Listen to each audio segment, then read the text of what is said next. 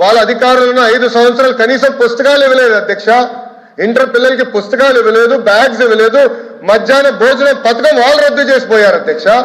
వాళ్ళు మమ్మల్ని అడిగే నైతిక హక్కు లేదు అధ్యక్ష. మధ్యాహ్న భోజన పథకం మేము అమలు చేస్తున్నాం, ఇంటర్ పిల్లలకి పుస్తకాలు మేము ఇస్తున్నాం.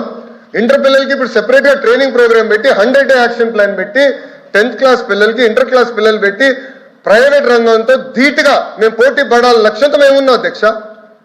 అది మా లక్ష్యం అధ్యక్ష. వాస్తవాలు వినకుండా వాకౌట్ చేస్తాను. అదే నేను వాళ్ళకి ఫ్యాషన్ అధ్యక్ష, ఫ్యాషన్ అందమో ఫ్యాషన్ అందమో నాకు తెలియదు అధ్యక్ష. ప్రతి దానిపైన వాకౌట్ చేస్తారు. మీరు గమనించండి దయచేసి.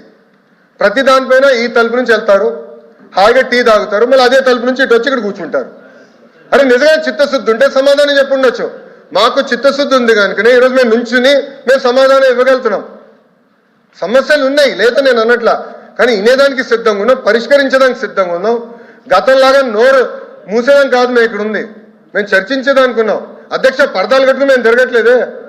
ఈ రోజు మేము అసెంబ్లీకి వస్తున్నారు, గౌరవ ముఖ్యమంత్రి గారు వస్తుంటే ప్రజలు నవ్వుతా చేయి ఊపుతున్నారు.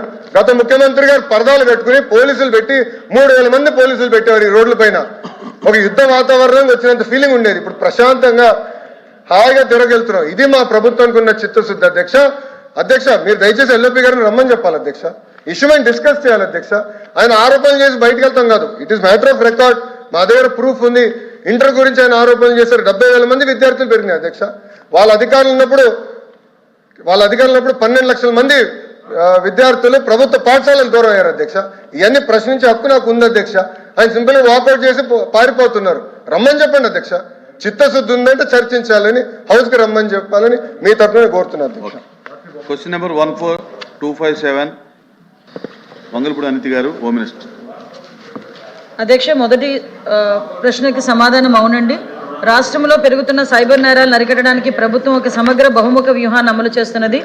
అందులో భాగంగా ప్రజలకు అవగాహన కల్పించడం, సత్వర సమర్థవంతమైన చర్యలు తీసుకోవడం, 1930 హెల్ప్ లైన్ ఏర్పాటు చేయటం, సామర్థ్య నిర్మాణానికి కూడా సైబర్ దర్యాప్తు, డిజిటల్ ఆధారాలు నిర్వహణ, ఫోరెన్సిక్ సాధనాలు ఇవన్నీ కూడా ప్రత్యేకంగా పోలీసులకు శిక్షణ కూడా అందించడం, అదేవిధంగా అధ్యక్ష మౌలిక సదుపాయాలు పటిష్టపరచడం, ఆ సైబర్ మోసాల నివారణ కేంద్రాలను కూడా ఏర్పాటు చేయడం జరిగింది అధ్యక్ష. అదేవిధంగా బి ప్రశ్నకి అవునండి, గత 2 సంవత్సరాలుగా ప్రభుత్వం డిజిటల్ అరెస్టులు సహా సైబర్ నేరాలకు నివారించడానికి విస్తృతమైన అవగాహన కార్యక్రమాలు చేపట్టింది. జిల్లా పోలీస్ సమన్వయంతో ఆంధ్రప్రదేశ్లో సిఐడి కింది కార్యక్రమాలు నిర్వహిస్తుంది అధ్యక్ష. ఎక్కువగా ఈ